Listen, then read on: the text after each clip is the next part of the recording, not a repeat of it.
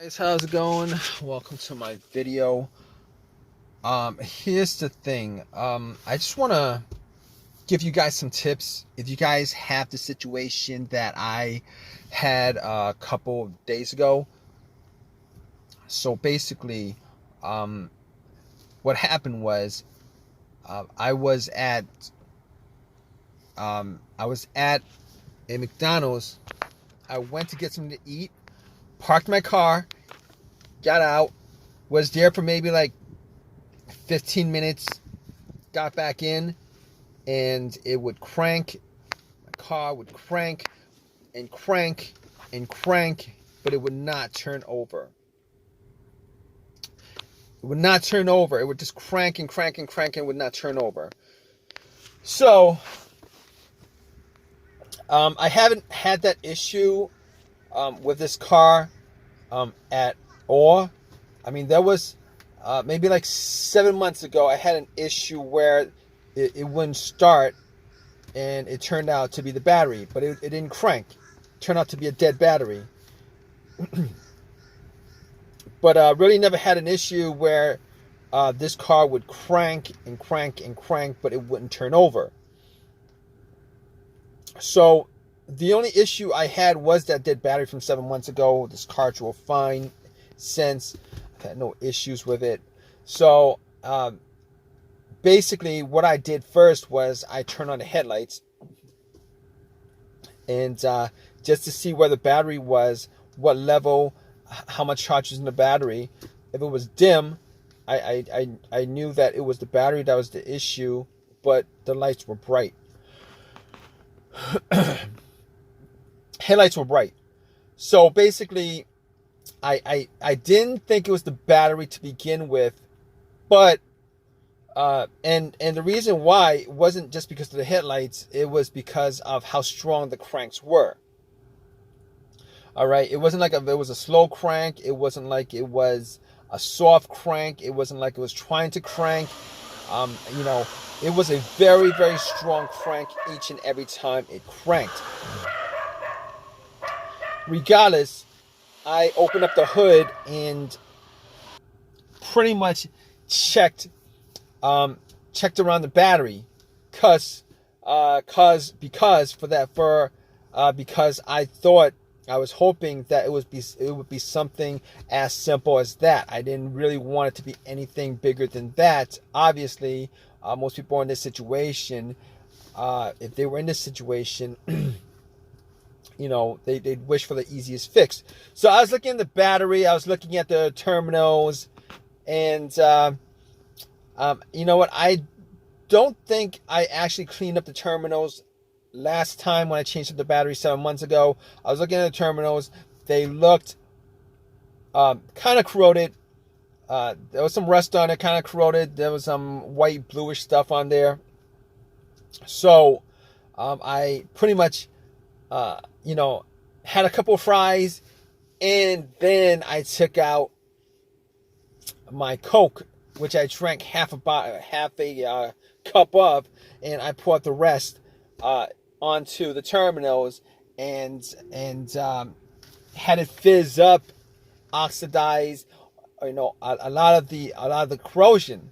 So I pretty much took some paper towel and wiped it. But here's the thing, I was actually able to wiggle both the terminals off. They were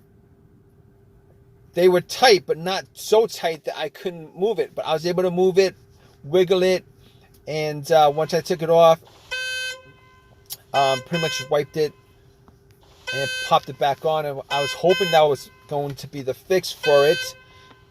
But unfortunately, when I got back and tried to start it, it would crank and it wouldn't start. Now, I didn't give up thinking that it might have been a battery for whatever reason. But however, I did have a booster pack, and for whatever reason, I decided to put the booster pack on the terminals and then try to start it. Did the same thing. So at that point, I 100% knew that it probably wasn't a power issue, it probably wasn't a battery issue. So at that point, I ruled out the battery. I ruled out the terminals being corroded. Ruled that out. I actually did check the negative line. If you guys don't know what the negative line is the ground line, the ground wire. All right. Normally, the negative terminal wire that goes to the negative of your battery actually connects to the frame of the car. I actually did check to make sure that it was connected. Sometimes, for whatever reason, the cables might be frayed and break off. They break off sometimes, but I made sure that it was connected to the frame. It was good. Sometimes sometimes a crank no start situation could be caused by that, but normally something like that would also cause a very, very slow, weak crank, which is not the situation I had.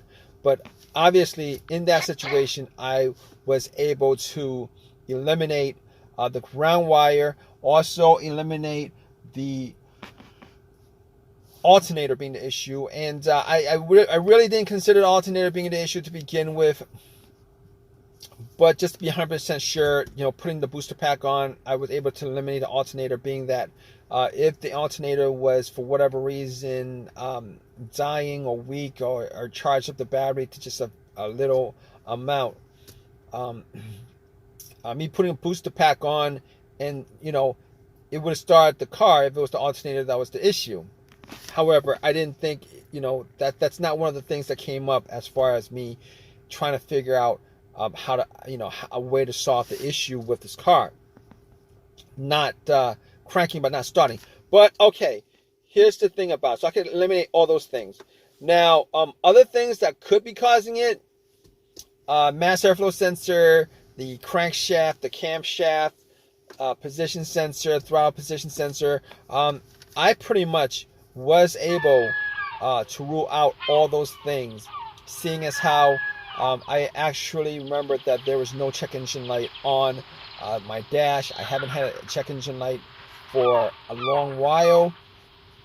I did have a mass airflow sensor issue maybe like 6 months ago that caused the check engine light to come on, but no starting issues, no driving issues, as far as I could tell. But that was a very important thing as far as eliminating what could be causing the issue with the car. So basically, I was able to eliminate all those things: the mass airflow sensor, the throttle position sensor, camshaft, crankshaft, and anything else that has a sensor connected to it. But I recalled that I had a similar situation with another car where there was maybe a computer issue. I think it was a computer issue where the computer was not able to connect to the car itself because of a blown fuse on the car's computer, blown ECU fuse or something like that. And now I didn't think that was the issue, but I had an OBD2 reader, a $20 OBD2 reader that I actually bought from Amazon, from Walmart, and I plugged it in. And here's the thing about it: it read all the way through. It analyzed it, gave me a readout. At that point, I knew that it wasn't the OBD2 that was. No, I knew that it wasn't the car's computer issue at that point. Reason being is that if it was an issue of a communication issue from the car's computer to the car, if that happened, the issue, what would have occurred was it would not have been able to analyze it. It would have stopped midway, but it went all the way through. There was no codes at all. I did not see a single code pop up at all.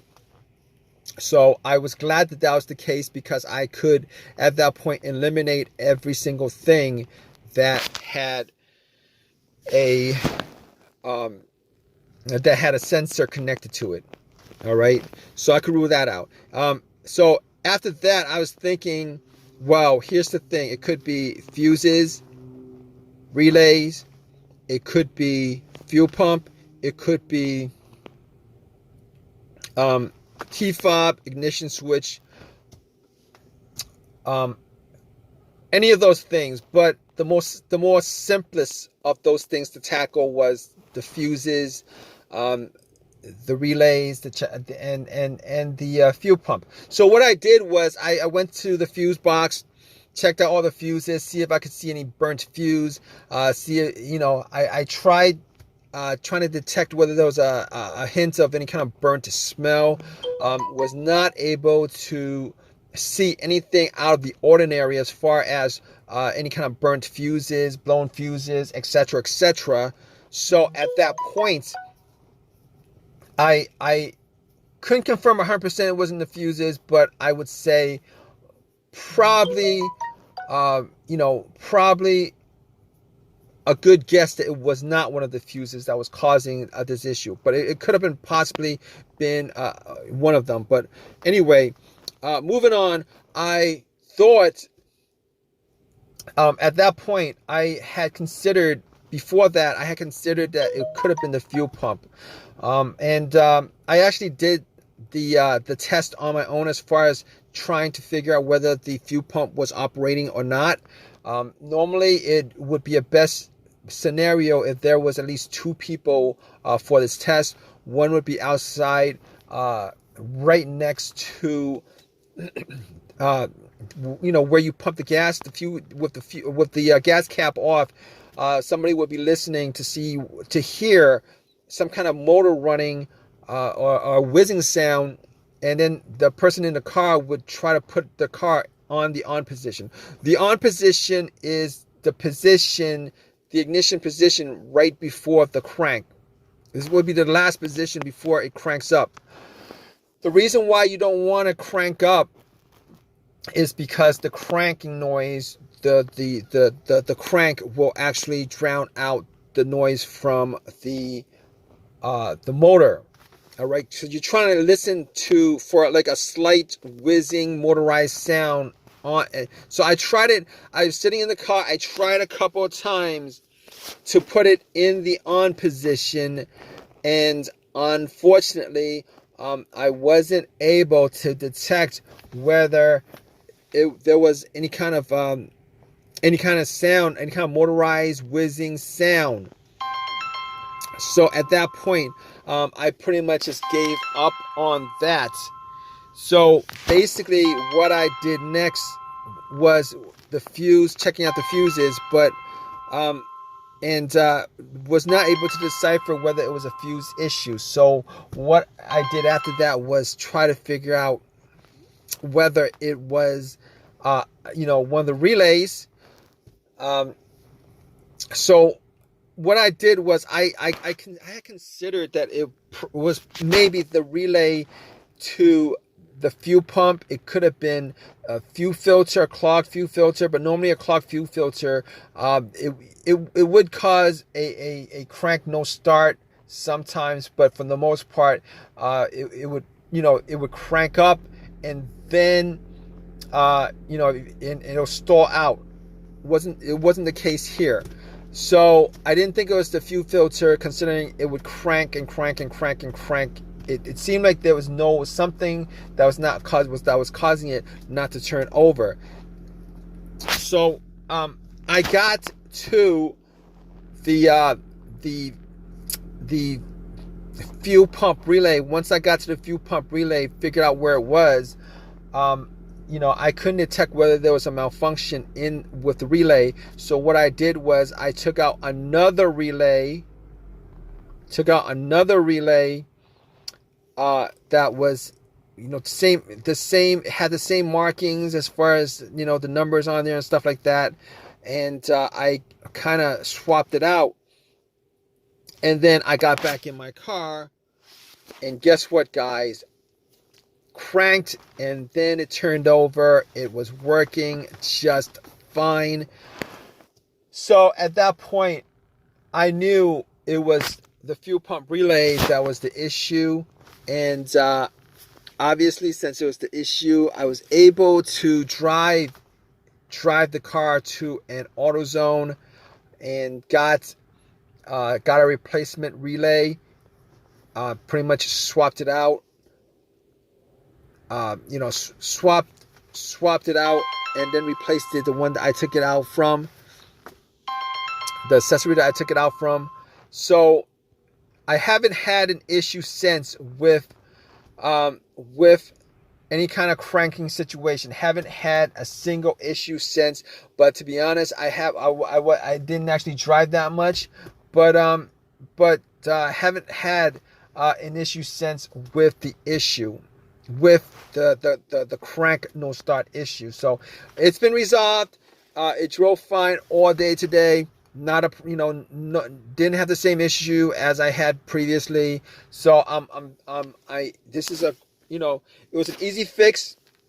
I'm glad it was an easy fix. If you guys are in this situation, you guys are looking for to troubleshoot your crank but no start situation, if you guys go down the list of what I went through as far as eliminating each and every one of those things, 90% of your situation could probably be, you could probably figure out what the problem is. Regardless, hope whatever your situation is at this point, that it's an easy fix for you.